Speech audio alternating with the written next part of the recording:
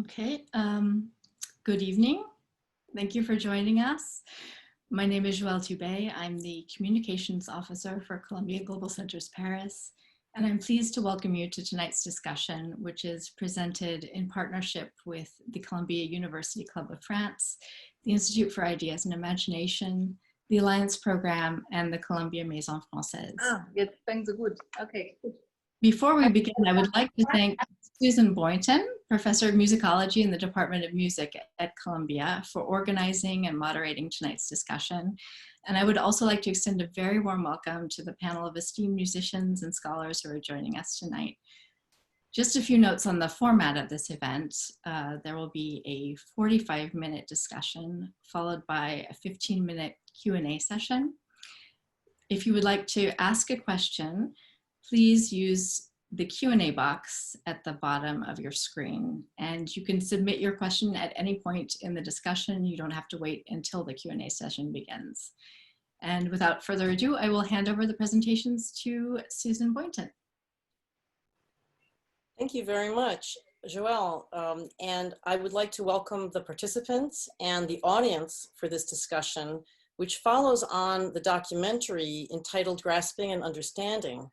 This is a documentary about a concert of Bach's B minor Mass that was held almost 1 year ago in June 2019 in the St. Thomaskirche in Leipzig, where Bach was the director of music. In this concert, the Opera Fuoco and the Tölzer Knabenchor came together for a performance that closely followed the placement of the chorus and the orchestra used by Bach during his time in Leipzig as the cantor.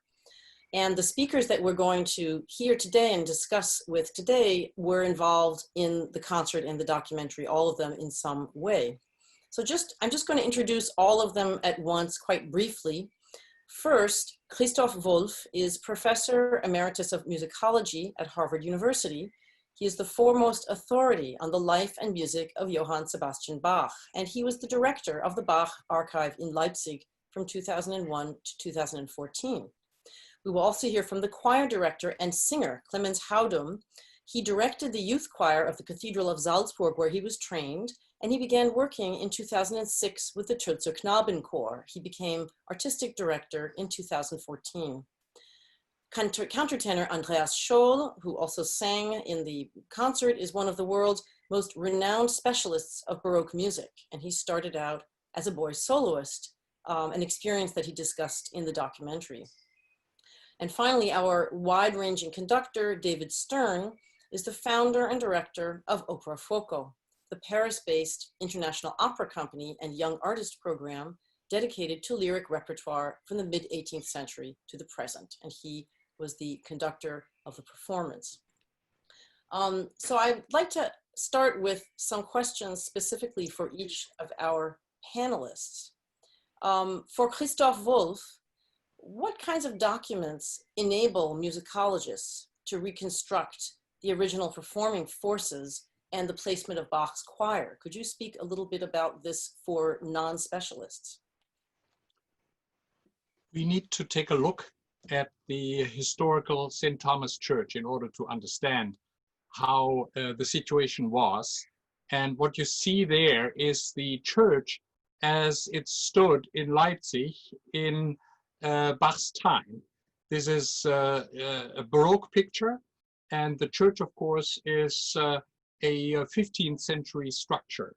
The exterior has changed very little, but the interior has changed considerably, as we shall see on the next slide.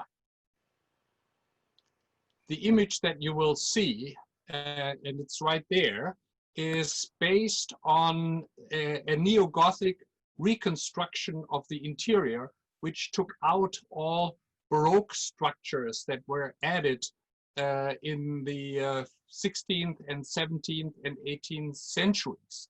So we know from documents regarding the interior architecture that during Bach's time, around 1730, the instrumentalists' galleries were expanded. And what you see here is a reconstruction of the choir loft. And you see it's a choir loft that consists of a double gallery. The bottom gallery, the stone gallery, carries the vocalists, and you see them up front at the railing singing into the nave, and you see a wooden loft, two separate galleries on the left and on the right, wooden structures that also at the center carries the organ. So the upper gallery surrounds the lower one, and the instruments are actually slightly above the singers, and both groups, the vocal and instrumental groups, project directly into the sanctuary, into the nave. A modern situation cannot reconstruct this exactly, but what the performance last year did put the orchestra on risers behind the choir. So the choir is up front, right by the railing, and the orchestra is performing slightly above and behind the choir, but projecting above the boys' choir.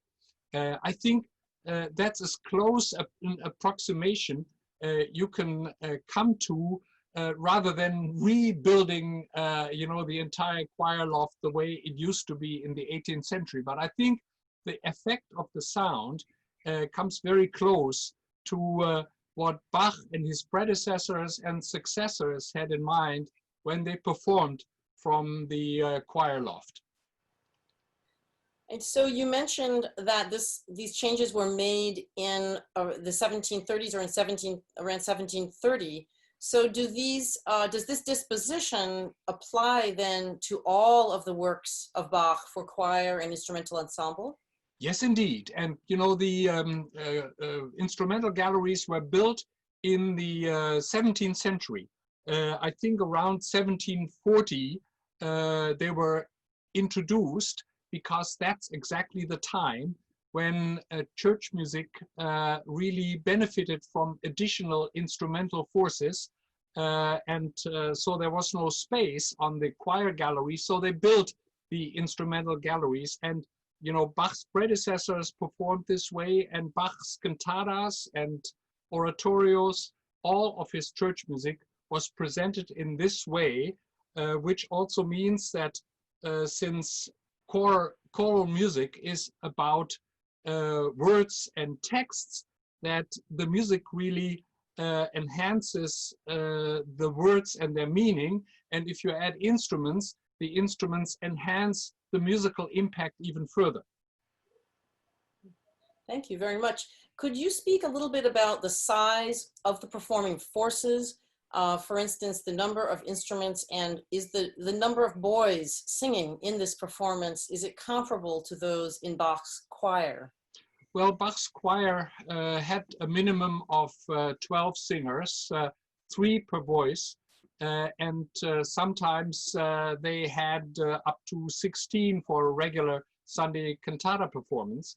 But for special events such as the presentation of the St. Matthew Passion, he could add more voices. We do not have a documented performance of the Bimana Mass in the St. Thomas Church, although we have to assume, we actually know that he performed the Sanctus in an earlier version in 1724 for the Christmas service. And, you know, this requires a 6-voice choir.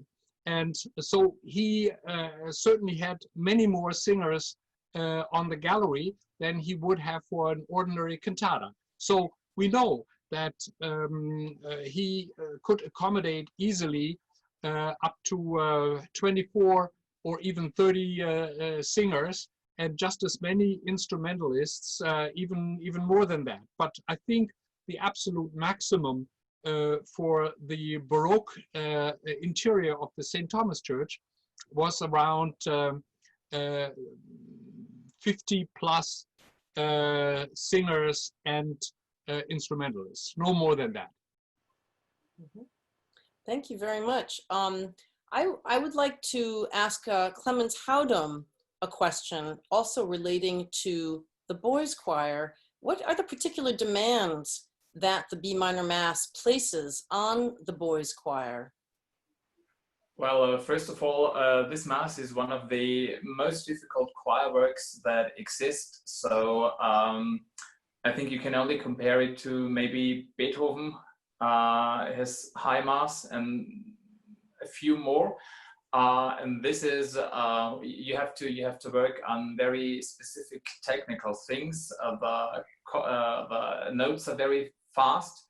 So this is one of the most difficult things to work on and to practice. And then it has a high range. So for the sopranos, it goes up to an A, to B flat. Sometimes for the basses, very low to the D. So this is another thing that you have put together and get together. And then it's the number of choir pieces. So the choir sings a lot. The whole Mass lasts for 2.5 hours or maybe 2 hours. And the choir is singing practically most of the time. You have to be focused, you have to be concentrated. And another thing that is very difficult, I think, is that the emotional range within the whole piece is extremely various. It's very fast, very happy, very lightful pieces, and then you have sad ones or very intimate pieces, and the singers have to change within this emotional range very quickly from 1 second to the other. And especially for kids, for boys, this is something difficult because they are not used to. And so can you tell me then more about how do you think the singers of today, in terms of their preparation, the boy singers, differ from those that Bach taught and directed in performance? This is a question both for you and also eventually for Professor Wolff to answer. Well, first of all, the age of the singers is different because nowadays the voices of the boys change when they are 13 and maybe 14 years. So you have about 8 years or maybe 9 years to work on their voices, to educate them. And Bach had singers that were 16, even 17 years. So they had a lot more experience. They were used to sing for a very long time. Their maturity of the voices was a lot greater. They developed a longer time. And now you have only a few years to maybe between 10 and 13, 10 and 14 to develop this special blend, this special voice. So you have to be a lot more compact and a lot faster than maybe Bach had to be. And are there other differences? For instance, the amount of time that they would have spent at the time, they would have had their disposition for rehearsal, for study was probably greater at the time of the 18th century? I don't know. This is maybe a question for Mr. Wolff. Well, of course, they were singing Bach every Sunday, so that makes a difference. And they did premieres all the time. So, you know, the boys and, you know, the singers were essentially performing new music for them once a week. You know, if Bach re-performed a piece, he did it frequently. But then the choir had changed in the meantime because students had graduated. So, you know, he always had to start from scratch, which of course gave the sound a very fresh approach. I think that's what we need to take into consideration. Mm-hmm. Thank you. So I would also like to ask a question about this of Andreas Scholl. You spoke, Mr. Scholl, about in the documentary about this idea of understanding and grasping the difference between these two ideas and this tremendous energy, this emotional energy and a kind of a charisma that you describe very vividly as a shared experience, your own experience having been a boy chorister and the experience of singing with the boys choir. Could you return to that point and elaborate on that a little bit? Well, my observation was that I sung Bach as a boy soprano, St. John's Passion, Christmas Oratorio, not the B minor Mass. But I remember a specific moment of the St. John's Passion. We have to imagine that singing in a boys' choir, it takes a long time to prepare these pieces. So it's you need a long breath. There's no instant gratification in singing Bach for a boys' choir. You cannot start, well, for the choirs these days. At Bach's time, I assume it all needed to be faster. For our boys' choir, we started probably preparing for the St. John's Passion already in autumn the year before. So there was a long time of preparation and kind of a culmination in the concert. And I remember the specific moment when we did this Ach, lass deine lieben Engelein, the final choral of the St. John's Passion. And there's this phrase, Herr Jesu Christ, erhöre mich, ich will dich preisen ewiglich. And there was I can't describe it otherwise, there was a sense of fanaticism amongst the boys. We were not even singing anymore. It was almost like screaming these words because we all understood something in that moment. And it was not an analytical or not an exegese of Bach or the religious context, but it's hard to describe. I think in that moment we were able to grasp Bach's music in its entirety without certainly being able to have the vocabulary to explain all the details. And I think this is something I observed then later as a professional singer. I thought, but when I sung Bach as a boy soprano and a boy alto, I didn't have the idea that I didn't understand the music. I felt as connected to the music as I am now, although now I have certainly more knowledge about it. And I think this comes with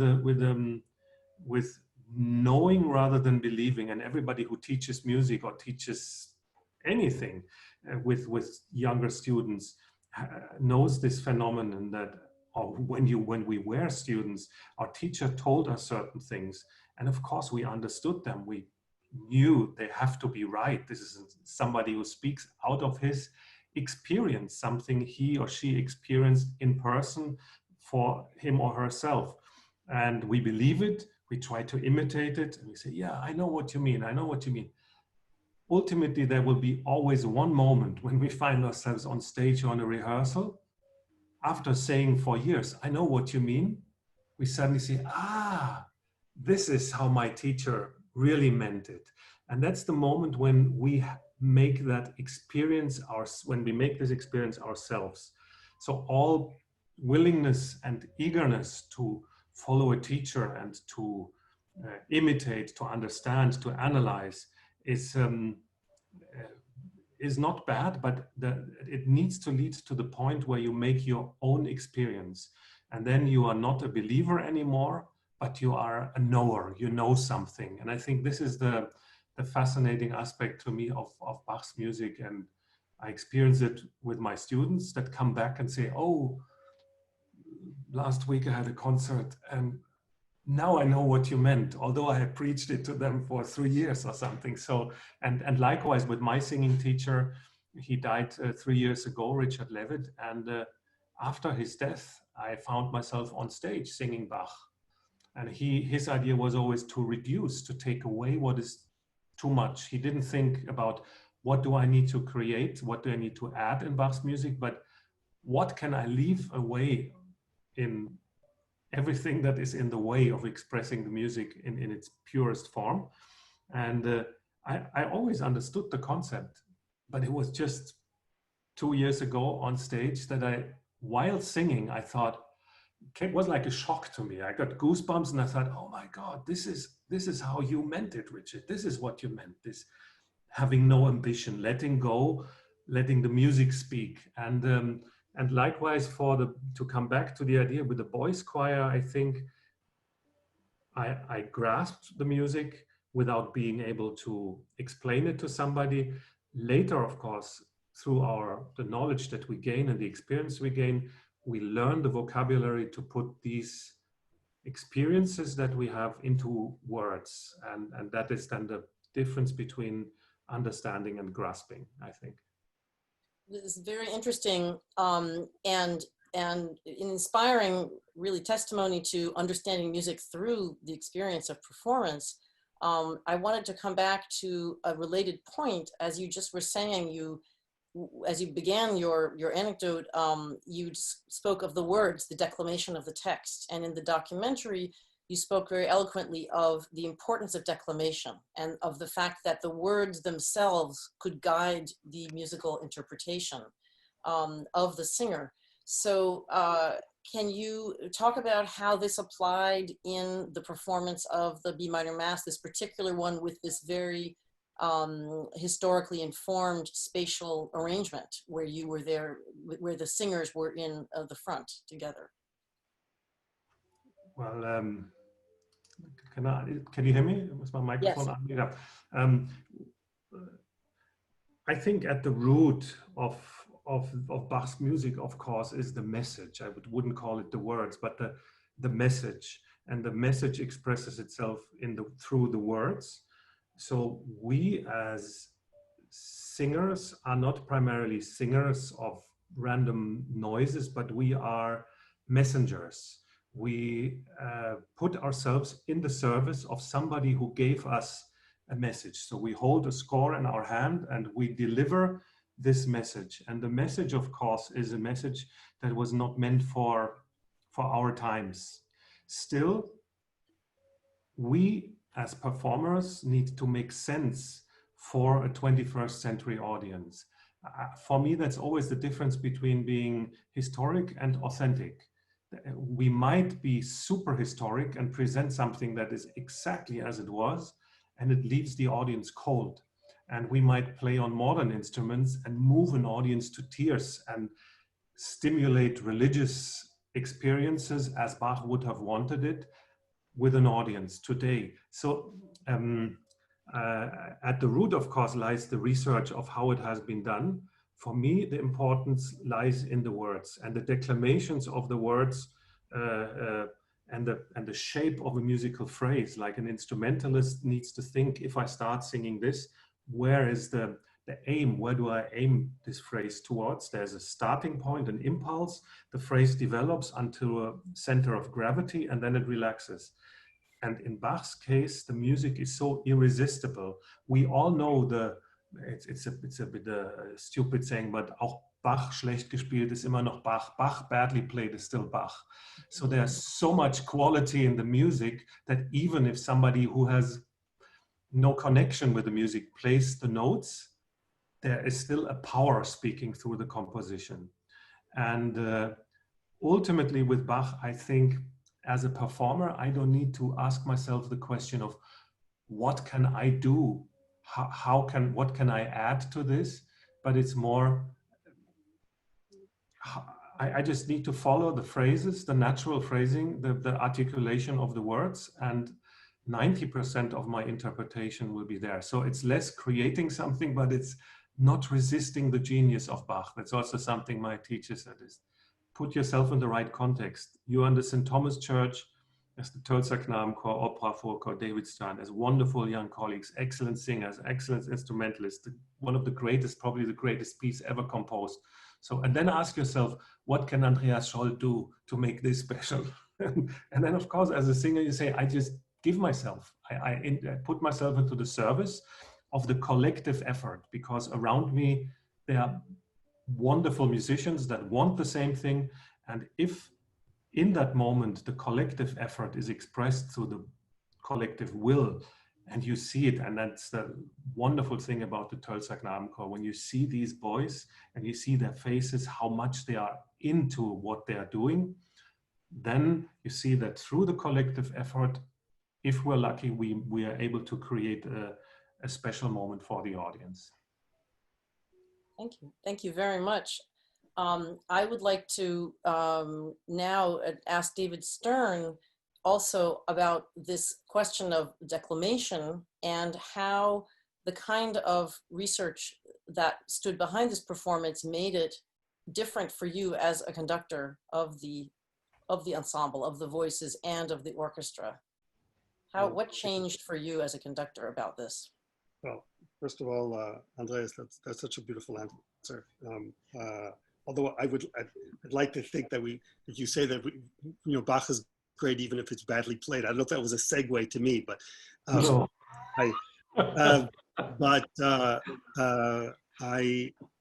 From the moment that Christoph mentioned to me that originally the chorus was in front, I went back to the score, and the score, when you're looking at a score as a conductor or as any musician, but particularly as a conductor, you take the score and the score sings to you. You look at it and the notes come out to you. And all of a sudden, the idea of the chorus in front, the notes looked different. The entire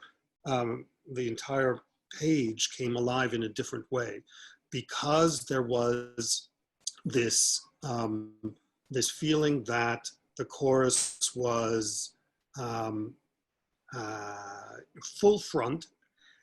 And if you look at just the opening Kyrie, the detail in the opening measures of the B minor Mass. So this is the greatest piece ever written by the greatest composer who ever lived. And you're faced with the number of moving parts, the counterpoint, the contrapuntal writing of the B minor Mass is something that we still will be perplexed about for generations. Putting the boys in front just changed. It was a game changer, as they say, because then you didn't have to fight to have it heard. This is always the problem. Actually, the way the organ loft, the choir loft is now in Thomaskirche, is that when the chorus is in their traditional place in the back, it's difficult to hear them. It's not the sweet spot.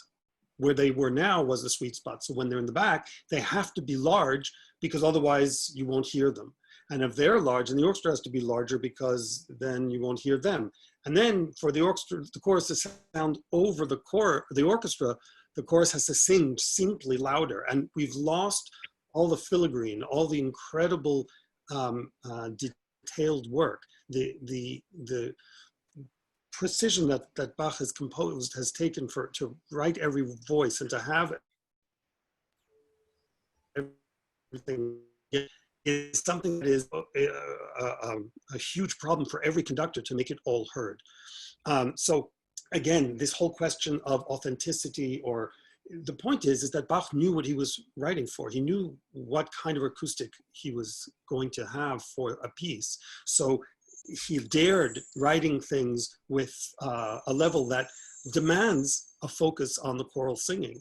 And in this way, all of a sudden, the piece, at the same time that it became much more chamber music to my ears just by looking at the music, it also had this challenge of being as intimate a piece as possible. I think that there are many of my colleagues. First of all, I did not make this video because I think my interpretation was so important. Really, I'm not. I am just another Bach, another lucky conductor who gets to do this piece.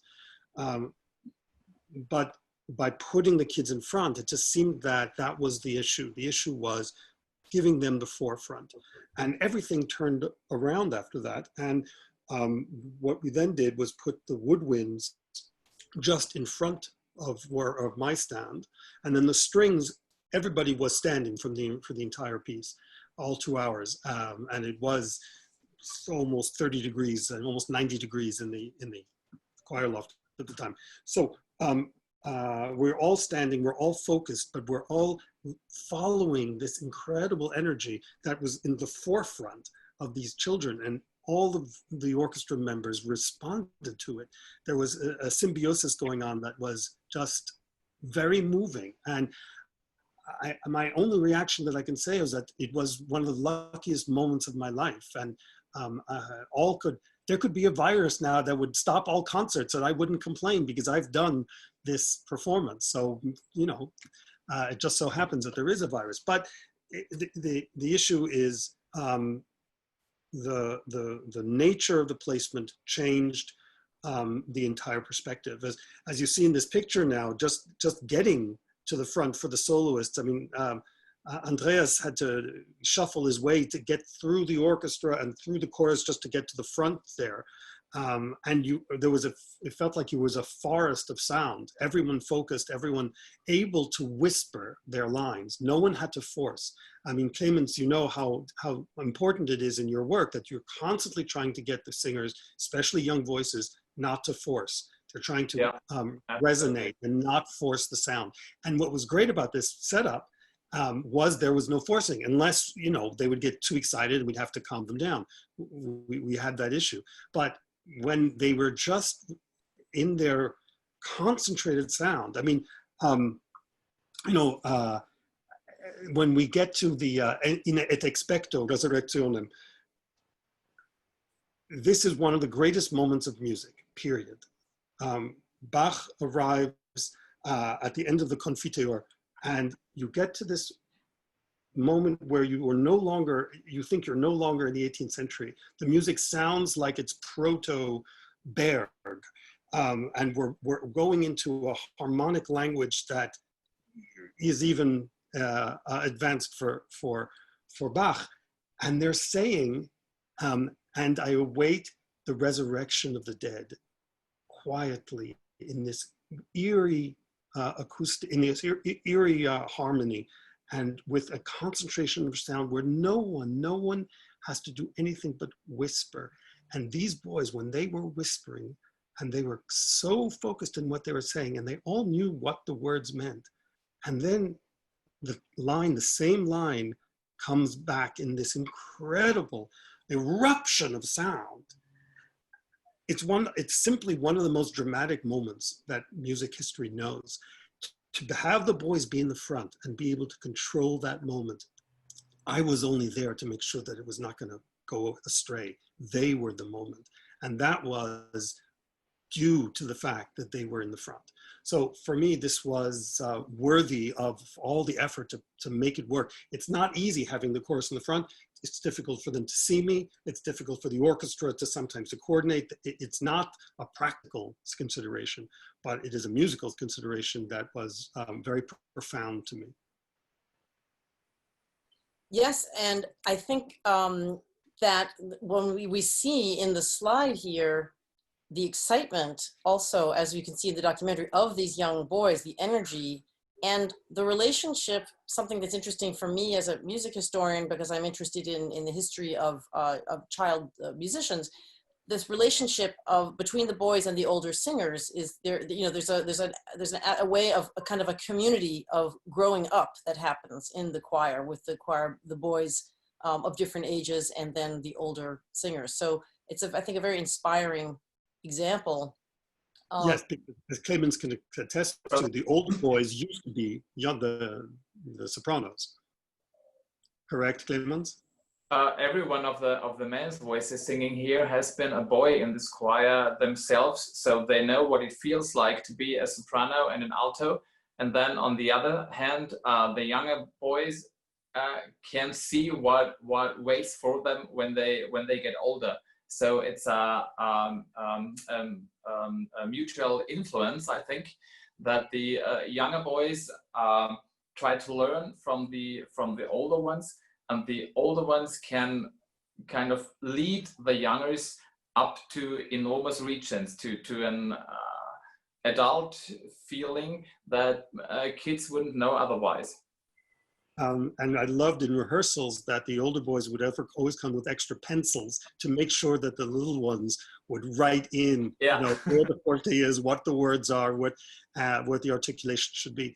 And there was this constant support group going on, support mechanism. But if you look at the picture in the front row, this boy in the middle, the shortest one. So he was all of, I think, 9 or 10 years old. When we got to Leipzig. He was 10 years or so, and you can see he is really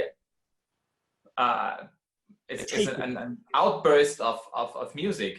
Yes. Yeah. And he did not sing the first 2 performances. We started our tour in China, and then we sang in Paris, and then we did Leipzig And the whole tour was at different times, and so it was over a 4-month span, 6-month span. And this boy did not sing because he was not in the I guess the A team for the December concert. But then someone, lost it, the voice changed, and they needed a new soprano. And this boy came in, and I remember Clemens, who told me about him, at the rehearsal when I came to Munich to work with you. And this boy would start singing, and he would, after a few moments, he couldn't help himself.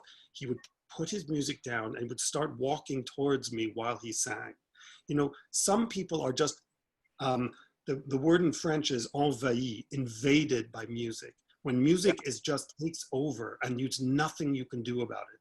And this incredible energy that this boy emitted, this boy will be a musician. He has no choice. He has been touched by music. And well, David, what this picture also makes very clear and actually documents that, the music is really brought directly before the audience.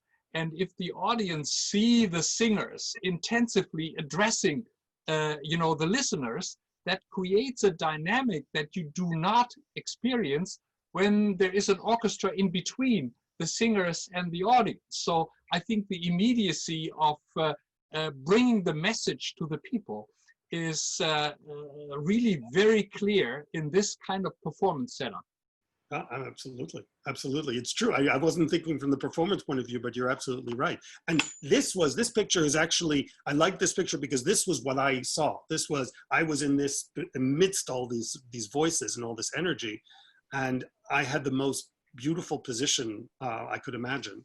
I will be forever thankful for being able to have had this moment, because you're just amongst all this wonderful positive energy.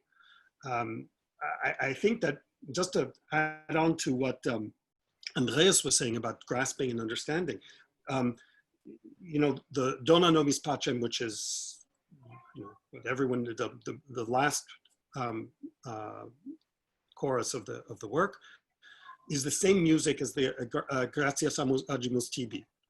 And for a long time, I talked about it with Christoph, and because it's exactly the same music. Why did Bach use exactly the same music twice, at the end of the first part and at the end of the last part?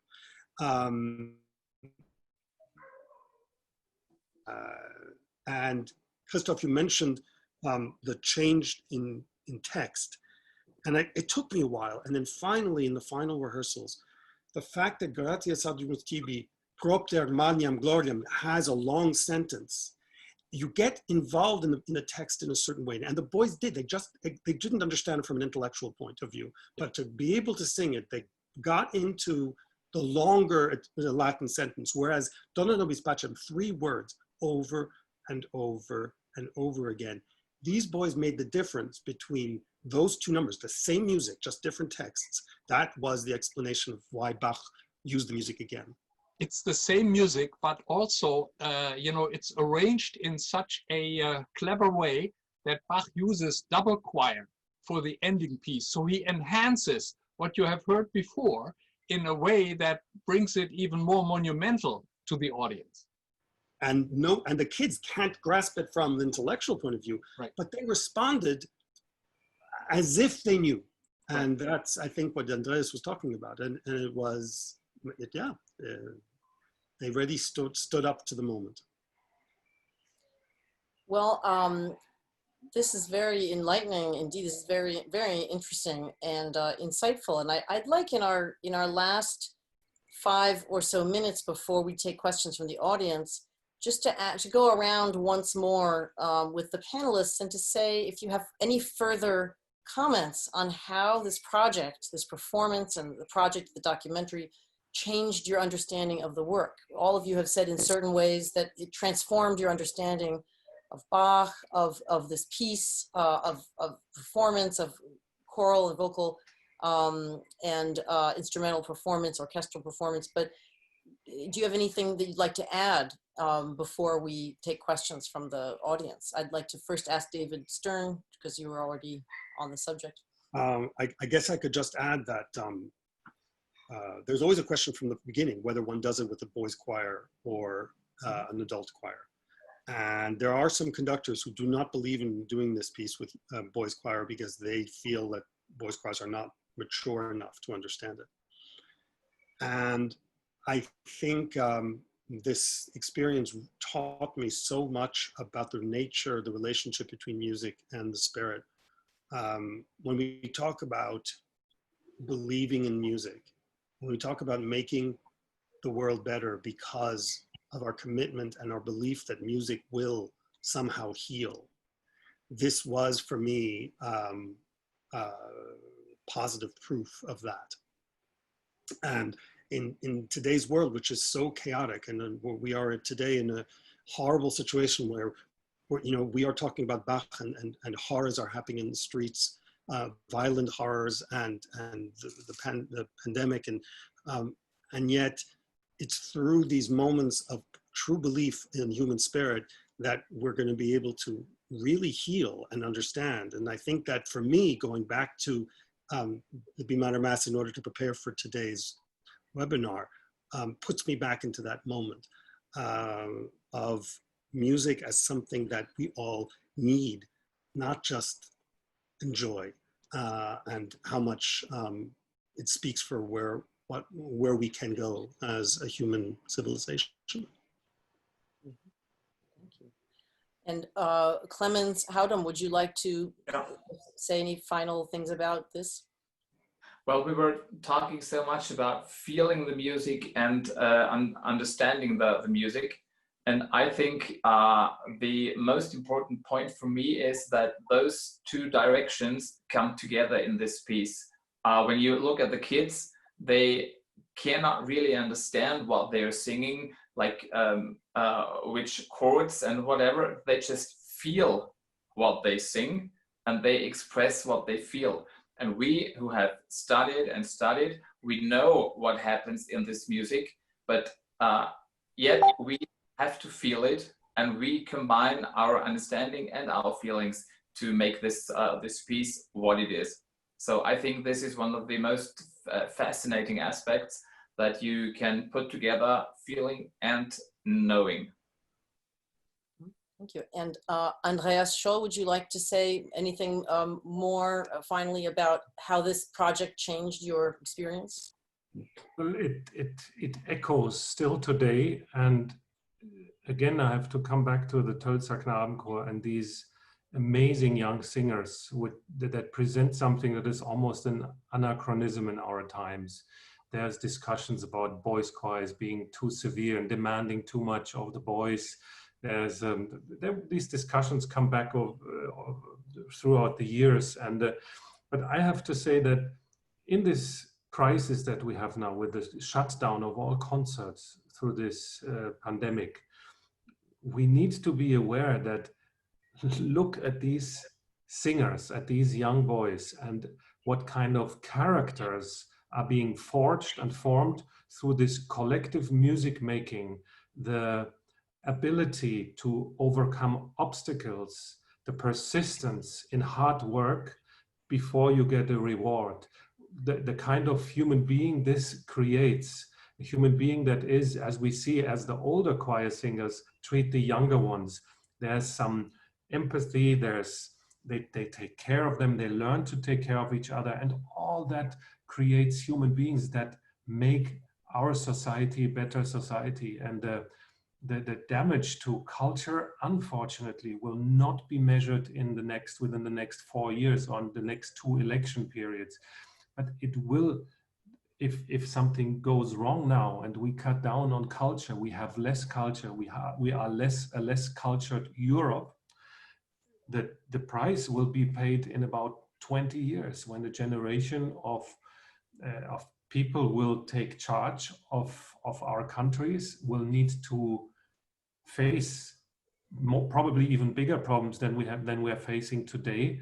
And I think we need culture, we need not just music, we need culture, we need concerts, theater performances, everything that makes us reflect about ourselves.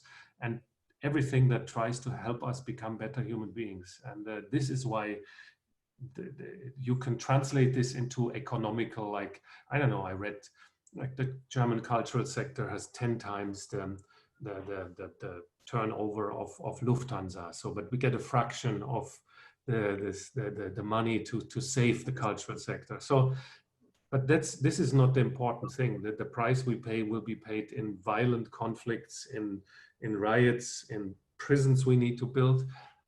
If we give up and if we don't continue supporting culture, the cultural sector. Thank you very much. And finally, Christoph Wolff, would you like to say any last thoughts on how this performance and your role in it has changed your understanding or reinforced your prior understanding of the B minor Mass? Well, I would like to pick up from the comments that Clemens made towards the beginning when he focused on the enormous technical demands for the singers. Bach has never written a work like the B minor Mass that involves the choral ensemble in the way the Mass does, not the St. Matthew Passion or any cantata, where, you know, the soloists dominate in a way where the choir in the B minor Mass dominates. But I think he tries to bring out the ultimate in choral singing. And I think, as Andreas puts it, also the message behind, whether, you know, it's a message of religious reflection, or whether it's the expression of eternal praise, or the consideration of extreme suffering. The way Bach presents it in the human voice and in the collective human voices as represented by a choir, to bring it so directly to the audience so that the audience is really moved and touched by it. I think that is an achievement which I think we should not underestimate.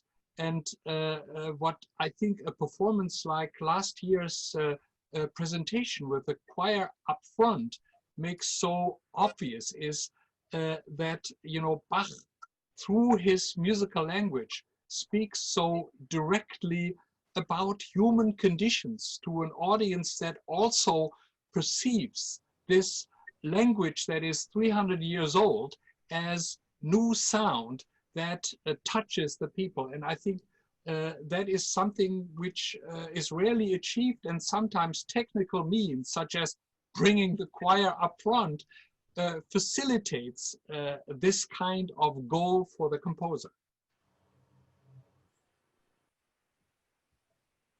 Thank you very much. Yes, it's an extraordinary, extraordinarily revealing performance for me. I learned a tremendous amount from the documentary, and that's why I wanted to have this discussion with all of you. So now we are going to turn to taking questions from listeners, and the way for listeners and viewers to do that is to go to the Q&A box that you should all have and type in a question, which I will then read out loud so that the participants can hear me, that everyone can hear the question, and then they will answer. And if it's a question for everyone, then they can answer in turn. So if you are one of our audience members, please feel free to put a question, to type a question into the Q&A box. And I was thinking, maybe while waiting for a question to appear there, I could ask David Stern just to speak a little bit about Opera Fuoco, because this was, in a way, this Opera Fuoco is a pedagogical organization in part, right? And this project, we've spoken so much about learning, training, pedagogy, mentoring, right? The role of teaching, the importance of teaching young singers. So this project was like an extension in a very special way of the kind of work that you've been doing for many, many years. So I wondered if you could speak briefly a little bit about the work that you do with Opera Fuoco for some of our viewers who might not be familiar with it? Right. Well, thank you for the question. Opera Fuoco has been around for 16 or 17 years, and but it's only been about 12 years that we've had a young artists program. So we are an opera production company. We do concerts, we do operas, we do religious music, but mostly we spend our time on operatic repertoire. The main point of Fuoco is to connect from text to music, to understand that music is not just making nice sounds, but how to paint a libretto, a text, a word in different languages. And so we've done Bach, we've done Monteverdi, and we've done Mozart, and Gilbert and Sullivan, and Cole Porter. So the idea is, no matter what kind of music it is, you have to learn to express and to find the sound that pertains to how to tell the story through music to an audience. There's something very operatic about the B minor Mass. It's not, of course, opera. You cannot perform it as you're performing Puccini. That's not the issue. But the issue is that there's a dramatic element in the entire piece, which is incredibly important. And while Andreas and Laurent Naori were amongst the soloists, the other three soloists for the performance were all members of the Young Artists group, who approached the piece with the same energy and the same imagination that they would as if they were doing operatic repertoire. So even though it's obviously not the usual direction that we take, it has everything to do with what it means to express oneself. There's that incredibly important need to find the true meaning of a language. Every language has its own rhythm, every language has its own inflection, and you have to learn how to use that inflection to be able to express it as much as possible. Bach's music is beautiful, but it is very difficult to get around at times. But once you understand what his point is and where the lines are going and how the syntax of the phrases, whether it's the text or the music, then you can really express Bach. And so it fit very much into the idea of Bach as part of this canon of operatic literature that we teach to our young artists. Well, this is a wonderful. Sorry, I just thought I was mute. This is wonderful work that you're doing, and really ties right in, I think, to many of the themes that we discussed. So thank you very much. The idea of declamation and so on. I'd like to turn to a couple of questions that have come up. Now, a couple of them are ones that I think that we can answer with the documentary link, because the first question is that where can we watch the documentary? And I think that we have just sent out a chat to all of the attendees with the YouTube link. So the first question, which asked about that, you can see the link in your chat. Then another question was, is there a complete recording of your performance? And I believe that there may not be one that's publicly available. Is that true? To be completely honest, I was considering putting it on YouTube. We had prepared the shorter version, the documentary version, and then some people tried to convince me to put on the entire version. And then the virus hit, and our record company had already done this work, and we would not have been able to organize it to have the. I'm still open to putting out the entire version, but it's always a kind of a neurotic thing for any musician to put on an entire performance where you see all the little imperfections. But I think after all that's been said and done, I will have our company put the integral part, the entire version onto the web. So yes, they'll do it eventually. Because I wanted to read the rest of that question. The person who wrote it said that the program, the brilliant program, made her eager to hear the entire performance. And also she adds, thank you too for your reflections today, and particularly for your eloquent comments on the importance of fostering and preserving culture. So that was one of our questions. Then we have a couple of others that we can ask of our panelists. One of them is, do you think that it will be possible to capture some or all of the impact and immediacy of the performance without a live performance to broadcast or record?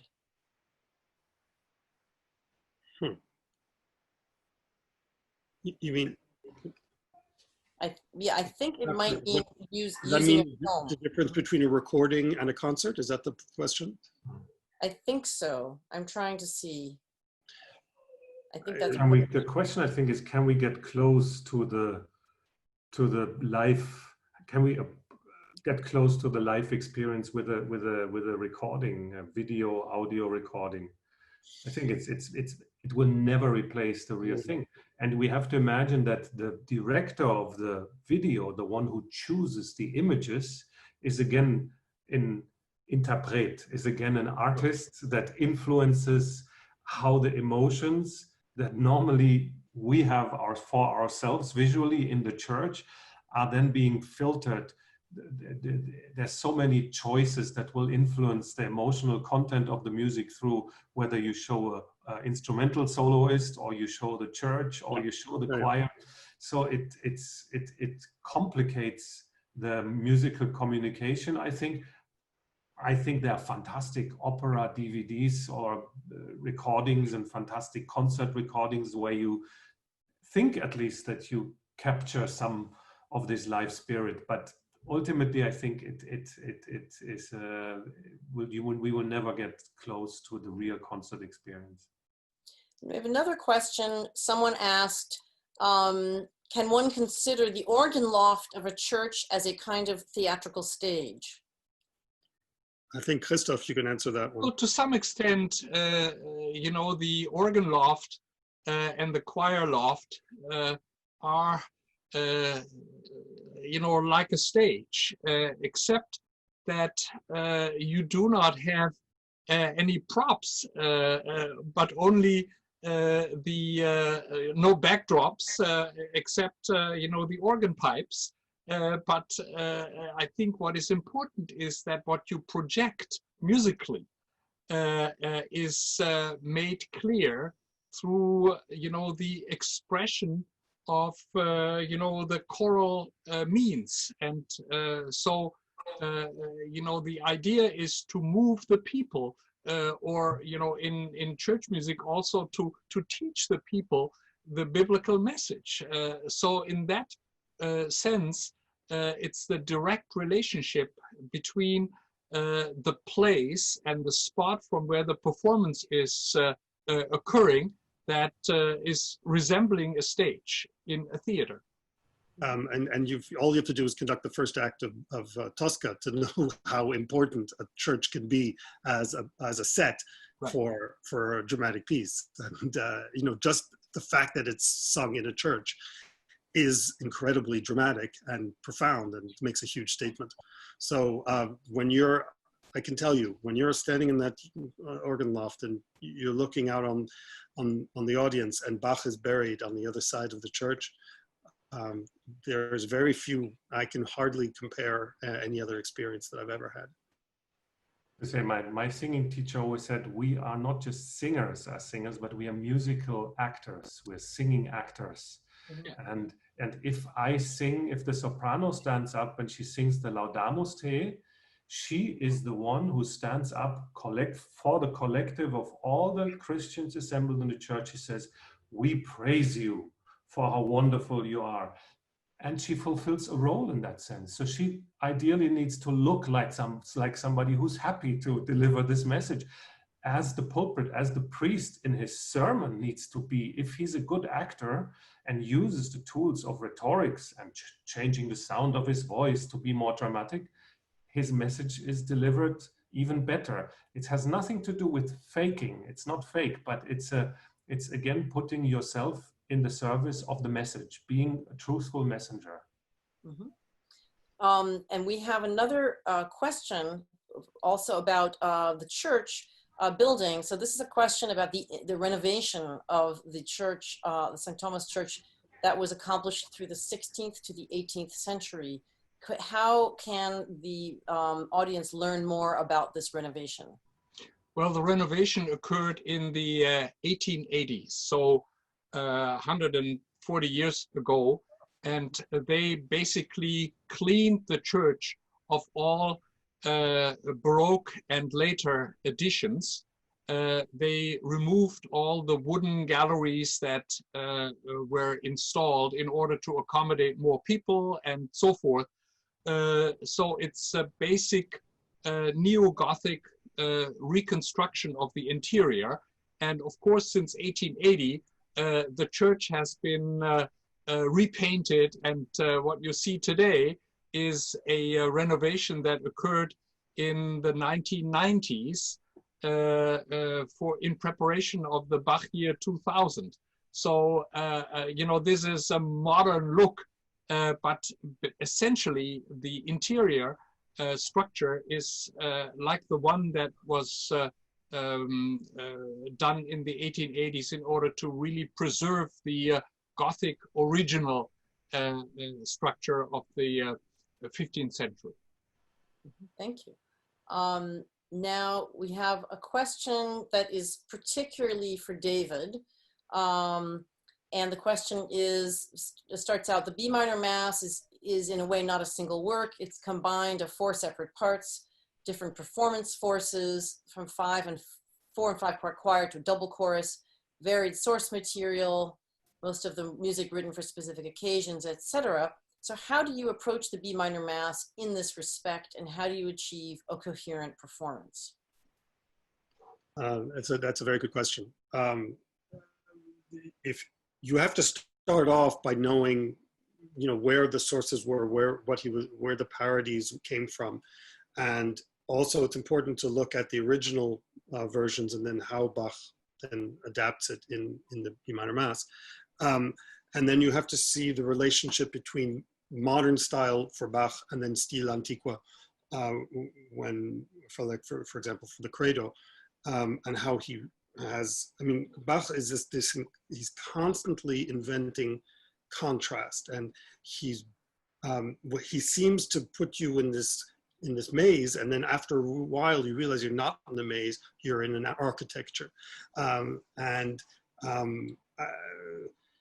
The second book of the Well-Tempered Clavier, just preludes and fugues, but when you hear it, as I heard not too long ago, was by Andreas Schiff, there is an incredible structure that he writes in the Well-Tempered Clavier. It's just preludes and fugues, and yet it feels like a complete piece. I think what Bach challenges you to do is to find the connection. So first you have to find all the differences, find all the contrasts, and then think why is he putting, because there's an incredible theme that goes from, it builds, unlike any storytelling that I know of. So you have to confront and be aware of all of the contrasts and the facts that it's somewhat fragmented, and then realize that there's a line that works through it that makes so much sense that afterwards you forget the forget the fragmentation. Very interesting. Thank you very much. I was reading today Daniel Malabed's book from 2018 called Listening to Bach, where he describes some of these problems of how do we, in a modern interpretation, deal with the various component parts of the B minor Mass. Now we have 2 more questions that are both very interesting. One is, thank you for the discussion. A question for all the speakers. Which elements of the B minor Mass are particularly unique to it relative to other music of the time, and why is the piece significant to you? Now, I think that why the piece is significant to you is something that you've all discussed to a large extent. Would you like to comment on which elements are particularly unique relative to the other music of the time? Gentlemen, go ahead. That's very tricky, but you know, let me just give it a try.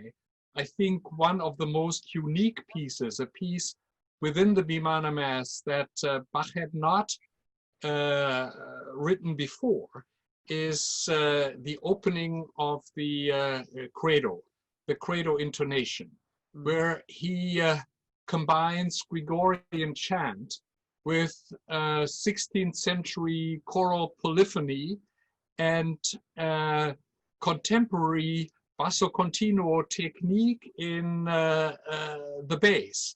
So there are three levels of style. It's medieval music, it's music of the 16th century, let's say music of the Reformation period, and then music of the time in which Bach and his audience lives. And this is an attempt at really creating a sound that is timeless, that really spans over the centuries, because Credo in Unum Deum, I believe in the one God, is a statement of faith that was not invented in the 18th century, but goes back to the origins of Christianity and Judaism. So I think, you know, Bach is trying to express in music something that cannot be put in words. And I think that makes the B minor Mass such a powerful piece. Thank you very much. Would anybody else like to add to that, or should we move on to another question? I think that there are too many special moments now. Now I think about Edentara Pax and in certain modulations that sound like romantic music. I mean, there's so the exciting moments for me in Bach's music is when he sounds like he's anticipating the next 200 years in musicology. It's wild. There are some, not just in the B minor Mass, also in other cantatas, you find almost like experimental music of the Baroque time, where he sees how far he can stretch the bow, and that makes it so exciting to me.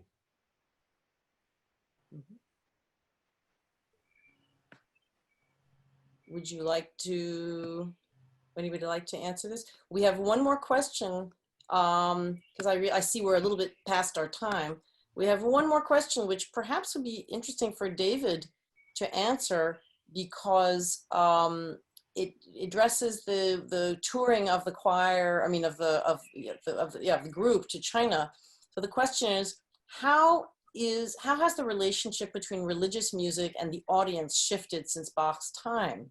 What is its role in today's society? That probably won't have time to answer in great depth, but especially when the choir tours to regions like China, where the understanding about religion and the context and the words is different, is weaker, according to this question.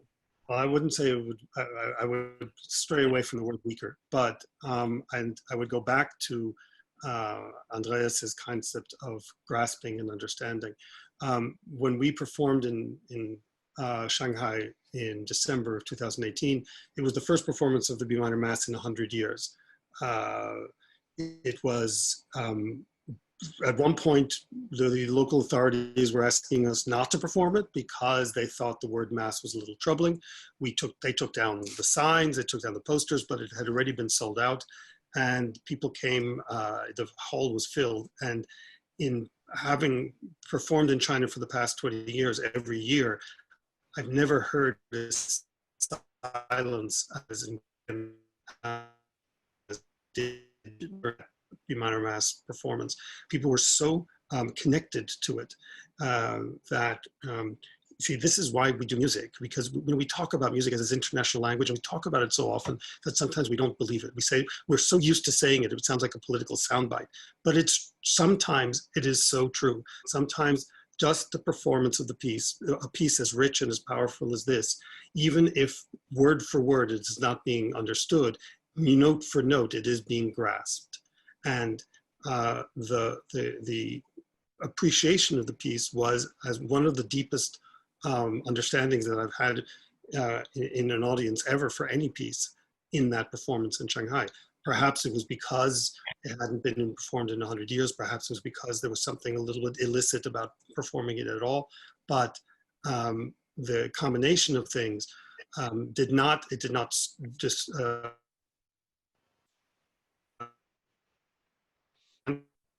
and I think that it speaks out to the nature of the importance of bringing music around the world and not labeling it and not saying it's meant for one society and not another, or that it cannot be performed by one race or another.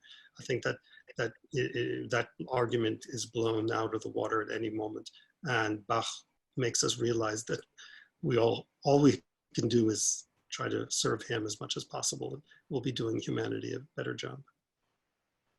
Thank you very much. I realize I overlooked one question, which was partly answered, and this would be our last one, but it would give people a chance for another last word if they would like.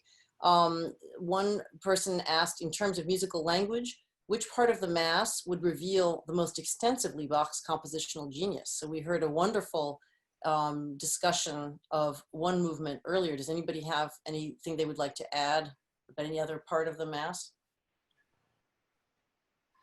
I have to just say one. I'll try to say it as quickly as possible. You don't have to say it as quickly as possible. You can say it as long as you need to take. I'll say it as long-windedly as possible. The pastor of the Thomaskirche is Christoph's cousin, Christian Wolff, and he is a man who's touched me as long as I've known him. He's a man of deep belief and understanding, and we were talking about the way Bach paints the end of the Crucifixus movement, and we were talking about the amount of, because it ends quietly in the most incredibly intense quiet that a chorus can possibly sing. And then there's the question of when the Et Resurrexit begins. And he, talking not as a musician, but as a great music lover, always was talking to me about that space between the two movements. And I said, yes, because Bach writes in the rests.